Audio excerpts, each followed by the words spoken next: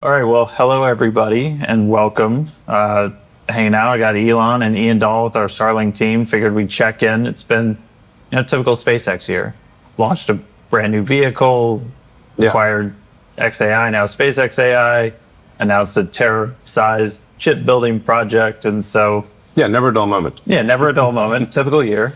And so let's kind of wanted to connect some of the dots on how this all feeds into making life multiplanetary, starting to climb up the Kardashev scale, maybe show off some cool new AI sat stuff. Let's kind of start galaxy sized and bring people in with the Kardashev scale. What's the big picture? What's the big picture? What is the Kardashev scale?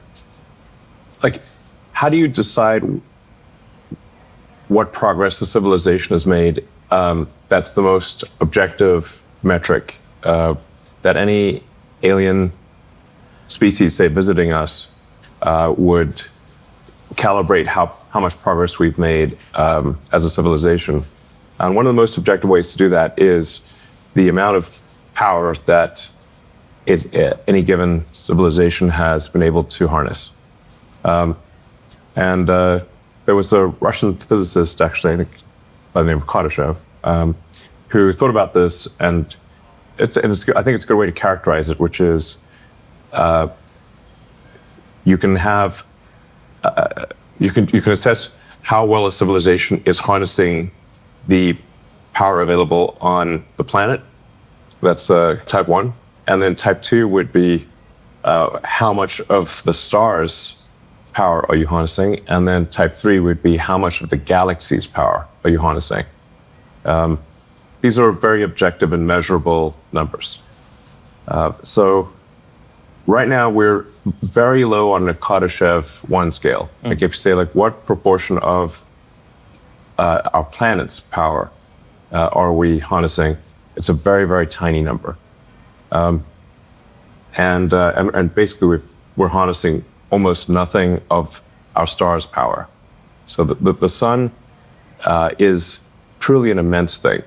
It is difficult with words to characterize just how immense the sun is, but this gives you sort of a sense of scale. Yeah, it's a big difficulty jump going from level 1 to level 2. Very big difficulty jump, yes. And level 3, and we don't even know how to do level 3, really. We'll get there. Yeah, exactly. AI will figure it out, I suppose. One way to appreciate the size of the sun is to think about how heavy is the sun compared to all the rest of the mass in the solar system. So the sun is about 99.86% of all mass in the solar system.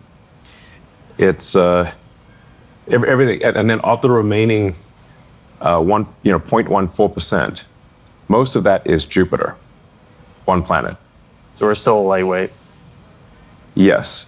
The entire mass of Earth is in the tiny miscellaneous category. We're like Earth is a tiny dust mote compared to the sun. Well, but how much energy are we talking, like, coming from the sun, especially compared to what we're using here on Earth? Because it feels like... Yeah.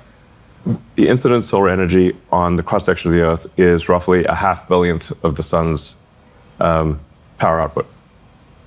And the vast majority of that we cannot use because 70% of Earth is water. Yeah. Technically, our planet should be called water.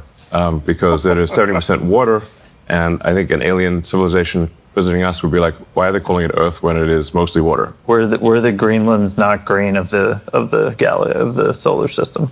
Yeah, a bunch of exactly. Even we're 70% water, and then of the 30% that's land, a bunch of it is Antarctica or Siberia type of thing, very northern Canada type of thing. Very difficult to. Not places people typically want to live, and you're not going to get a lot of solar power at the poles.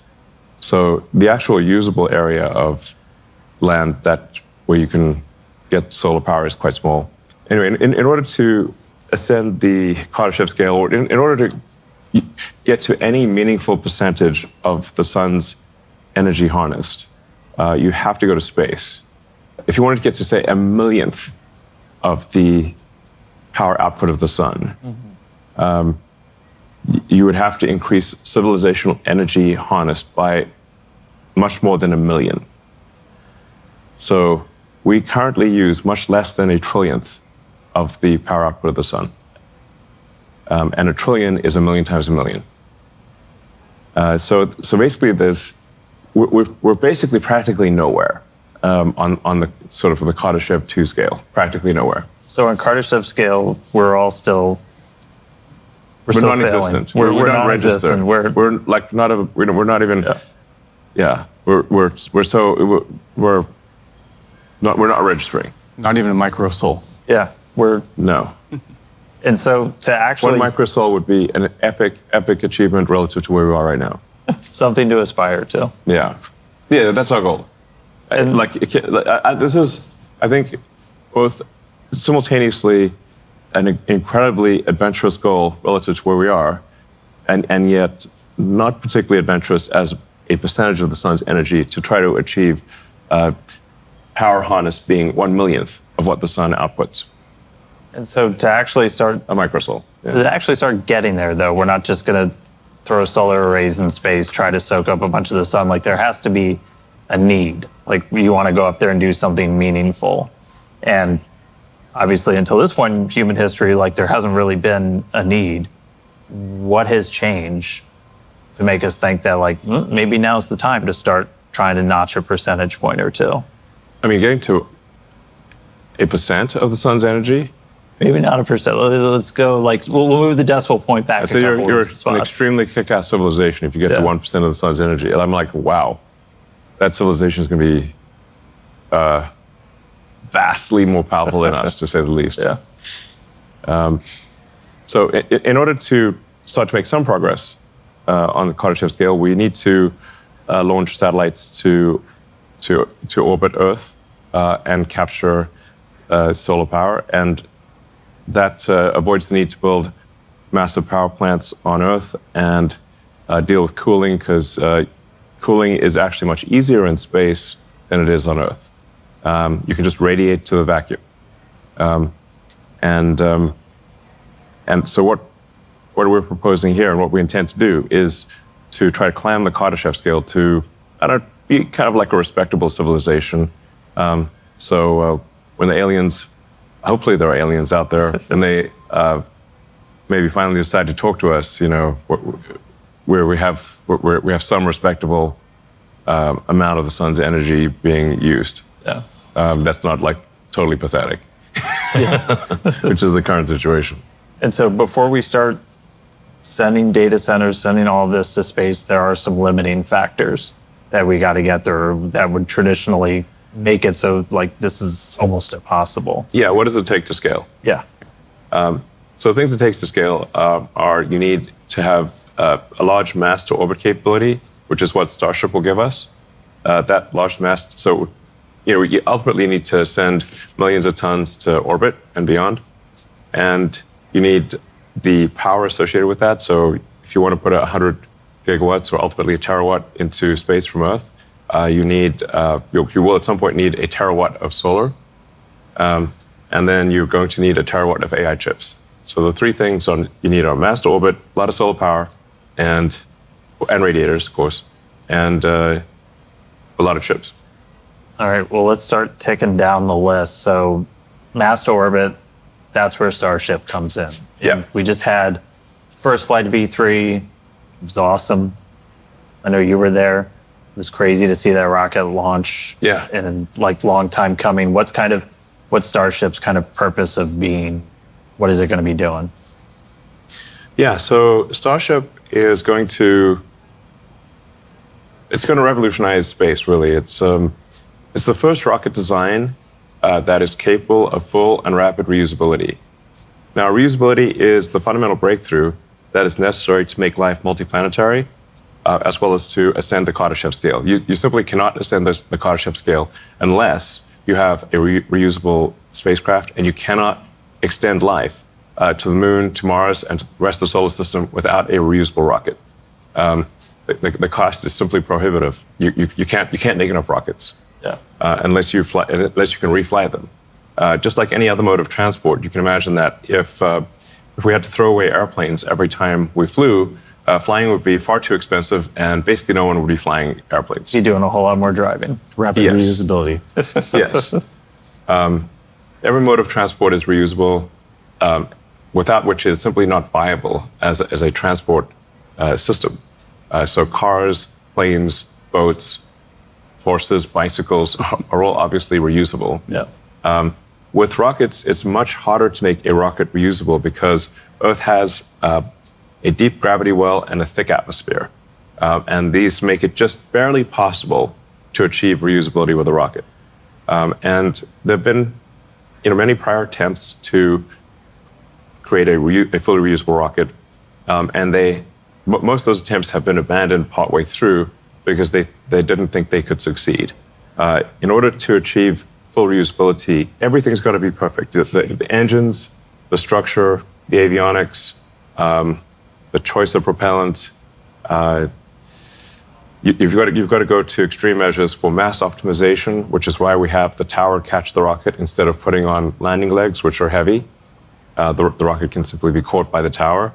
And we haven't achieved full reusability yet, but we do expect to achieve that hopefully later this year with Starship. And then you've got to achieve full reusability. Then you've got to go a step beyond that, which is make it rapidly reusable, such that the rocket lands, it gets caught by the tower, gets put back on the launch stand, and can be flown again without any refurbishment or laborious inspection, like an aircraft. Yeah. This is incredibly difficult. This is the first time that there's ever been a rocket where that is possible. That's what makes Starship so profound. I mean, it also happens to be the largest flying object ever made, the heaviest flying object ever made, the most powerful moving object of any kind. Starship V3 is more than double the thrust of the Saturn V moon rocket. By version 4, we'll be pretty much 3 times the thrust of a Saturn V moon rocket. And we expect Starship to be flying more than once per hour down the road. One of the fun facts from Flight 12, that was actually the heaviest payload SpaceX has ever flown. And that's still just a fraction of what V3 can do. So, yes. I mean, once we're flying massive amounts really rapidly, I mean, we already fly the majority of payload to space with Falcon. Do people even really understand what mass to orbit becomes once Starship is flying? It's many orders of magnitude greater than what is the case today. So even with Falcon 9, Falcon Heavy, SpaceX delivers almost 90% of all Earth mass to orbit. I think we're somewhere between 85 and 90% right now. And then most of the remaining mass, I think, is launched by China. And then the rest of the world, including the rest of the US, is the remaining, 5 to 7%. Now, with Starship, we'll be aiming to go from somewhere around 2,500 tons a year to orbit to millions of tons per year to orbit. And to do so at a pretty short period of time. So we think probably we can get to 1 million tons to orbit per year in about 3 years, thereabouts. Starship is going to take care of the mass to orbit limiting factor. Yes. And then power generation. So first, and Ian, maybe you can help. People probably struggle to visualize a little bit when you say like data center in space. Like we're not going to slap engines on a building and fly it up there. Like these actually look like pretty different. And so kind of walk through how you take something that's in a giant building on the ground and turn it into something that's functional in space. Yeah, I think it's pretty interesting. A lot of people don't actually know what the inside of a data center even looks like, right? Yeah. And it's some like mythical place where the internet's in the cloud or something. Yeah, some people envision wires, some people envision boxes, but like effectively it comes down to a set number of chips and the things that we need to launch into space are actually quite small when we look at it. The more challenging part is figuring out how do you get the power for it, and that's where a lot of what we've worked on for existing like Starlink technology, the solar arrays, are what we want to utilize that expertise to be able to build a satellite that can actually launch the critical components of the data center into space itself. We like to look at this and say, like, what is the actual engineering problem here? And it's really a combination of delivering power and then taking the waste heat and energy away and sending it into the vacuum of space, as you mentioned. Yeah. Now the AI satellite is actually much simpler than a Starlink satellite. A Starlink satellite has gigantic phased array antennas. It's got parabolic antennas. It's got a lot of laser links.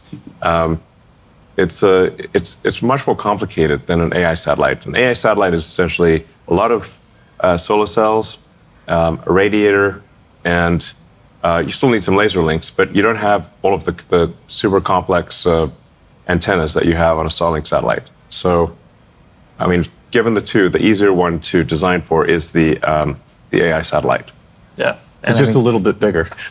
It's bigger. Just make stuff bigger, yeah. I was like, so we've got, this is our AI one, if you guys want to walk us through. Yeah. So the first thing that we're really looking at here is, like, first you've got to make something compelling, right? And we thought that the right place to start is around the 150 kilowatt like peak power level. But as we look at the workloads with our experience with XAI, we get to actually see that we can also support about 120 kilowatts of average compute. There's a difference. Yeah. What we're showing here is kind of a draft version of version 1 of the SpaceX AI satellite, an AI 1, I guess you could call it. And seems like a reasonable place to start is 150 kilowatts peak power, 120 kilowatts sustained power, and to give you a sense of what does that actually look like in terms of the size of the radiators, size of the solar panels. The assumptions here are 250 watts per square meter for the solar array, and about 1,400 watts per square meter for the radiators. So the radiators, these are double-sided. Radiators are radiating both sides. They're oriented knife edge to the sun, and it's 1,400 watts per square meter is a very achievable goal. Over time, we think we can probably do above 250 watts per square meter and above 1,400 watts per square meter for the solar panels and radiators, respectively. But this gives you like this is pretty much what the satellite's going to look like. Yeah. It's a lot of solar panels, radiator, and then everything else is pretty small by comparison. And these are like evolutions of things that we have actually already launched in our Starlink constellation to date. Yeah. That's really, I think, the cool part to me is that we're looking at solar technology that we already are going to use on the V3 Starlink vehicle. So I'm like really excited to then just take those and make it bigger. Yeah, part of what we want to convey here is that there's not some magic that's necessary that doesn't exist for the AI satellites. As Ian said, a lot of this is technology we've already made for the Starlink V3 satellites. So we basically don't think this is a super hard problem compared to things we already do. Mm-hmm. There would also be probably something on the order of a terabit of connectivity, of laser link connectivity from the satellite. Mm-hmm. The 150 kilowatt peak power level roughly matches what, say, an NVIDIA GB300 rack would do. So if you've got a GB300 with 72 GPUs, its peak power, I think, is around 140 kilowatts. But it's almost impossible to get it to be at that peak power. A more reasonable operating envelope would be around 120 kilowatts average power. But it can peak up to 150. So it's basically, think of it as a rack of compute in space. And then you can connect these racks of compute to either each other via the laser links or directly to the Starlink constellation. Yes. So you can close the link with the Starlink constellation, and then Starlink can then send that data to the ground using the existing Ka and Ku antennas on the vehicle. It also has laser links to the ground as well. So, and this would not be at a particularly high latency. We're talking about maybe being around 600 to 800 kilometers above the Earth, and light travels 300 kilometers per millisecond. So that's it's about 3 milliseconds away. Basically, it's not very far. Won't worry about that too much then. It's not. Sometimes people worry, think there's going to be some like high latency. I'm like, no, speed of light moves pretty fast. Light moves pretty fast. It's a tall one. Yeah. I think the cool thing also is the radiators themselves are about the same size as the existing solar arrays for the V3 vehicle. Kind of in that realm where we're flying today. Yeah. So I mean, they got about a 70-meter wingspan. So these are fairly large. We're talking about building a lot of them and putting them up there. But you like to say like space is in the name. Like there's a lot of space up there, and so even when you're talking thousands or even up to 1 million satellites, you got plenty of room to move around up there. Yeah, space is really big, so it's not like space is going to get crowded. Space is enormous. Like if you zoom in close to the satellite, it looks big, but if you actually look at it relative to the Earth, these satellites are so tiny you can't even see them. So they're very, very tiny compared to Earth.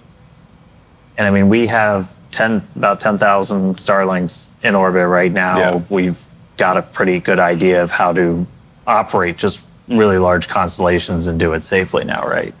We are the only operator that has any experience of that scale.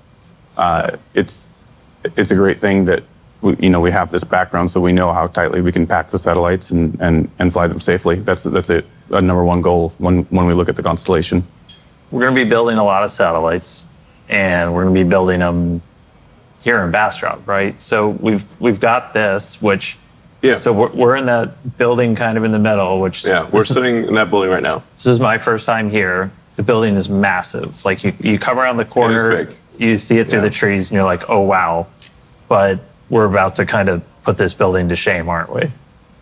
Yes, we're going to. In fact, we already have the solar manufacturing facility. It's under construction already, and then we will be building out the AI sat production building soon. So we expect to have the AI sat production, the solar production, and all of that operating at some reasonable volume by the end of next year. So if anybody wants to work on AI satellites, this is kind of going to become the hub of that. We're also, like right behind us, the machines are humming. We're still making all of our user terminals for Starlink here. Yeah. That's not going anywhere. In fact, we're turning on new production lines for new units, right? Yes. In fact, these are the new Starlink terminals, which we made in much higher volume than the current terminals.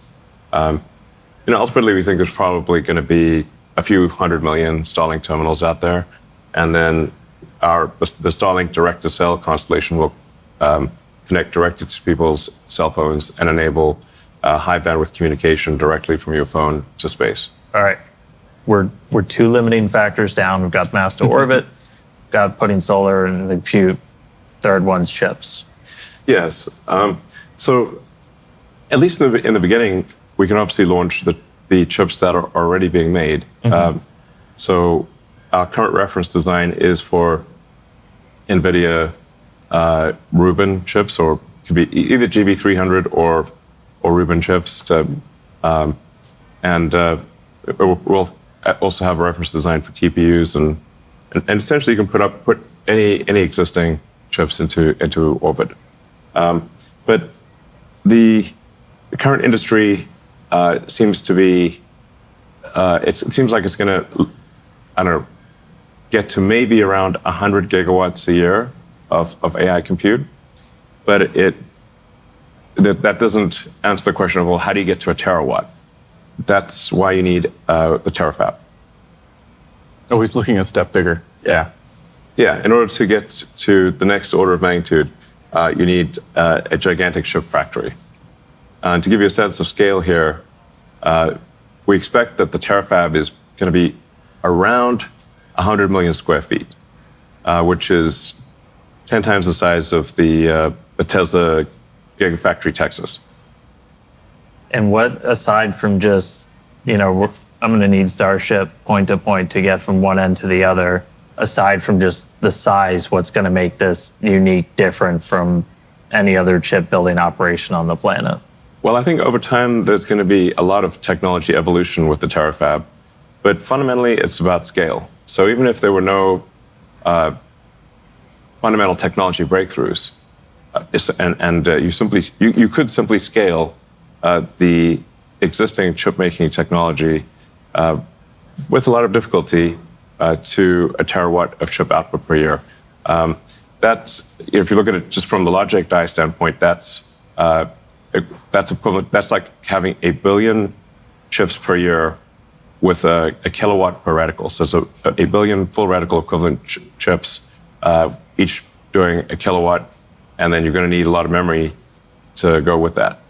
A lot of people today even think orbital data centers were like a decade away. Yeah, I think we want to try to give people a sense of the time frame. At least the time frame we're aiming for. I mean, people should take this with a grain of salt to some degree, because this is just our best guess. So this is not a promise of what we'll do. This is what we are going to try to do and think we probably can do, which is to get to roughly an annualized rate of 1 gigawatt per year by the end of next year in terms of space AI compute, and then aspirationally scale that by an order of magnitude per year. So in 2.5 years, hitting an annualized rate of 10 gigawatts a year to space, in 3.5 years, maybe 100 gigawatts. And then depending upon what progress there is in chip making in the rest of the world and with the terafab, going beyond that to scale to a terawatt per year, which is 1,000 gigawatts. Right. Which is, that's twice the current electricity consumption of the United States. No. I think there will be an appetite for that, but we'll see. It's a lot of satellites. I don't know what it's going to think about, but maybe do a lot of simulations or something. Yeah. So after we've, working through all the limiting factors, we've kind of topped out what we can do on Earth. What is the next step to, again, try and actually notch maybe some percentage points towards becoming Kardashev level 2? Why stop there? Yeah. Why think small? Because a terawatt actually is very small. I don't want you to think small. Let's not think small. So there is, in order to get to another 3 orders of magnitude to 1,000x from a terawatt per year, the only way that we can really see that you can achieve that is on the moon with a mass driver, essentially where you do local production of photovoltaics and solar and radiators on the moon. Maybe you bring the chips from Earth, or you could conceivably make the chips on the moon. But you need most of the mass to be made on the moon, so you don't have to transport it to the moon from Earth. And then because the moon has no atmosphere and only 1/6 Earth's gravity, you can accelerate the AI satellites into deep space without a rocket.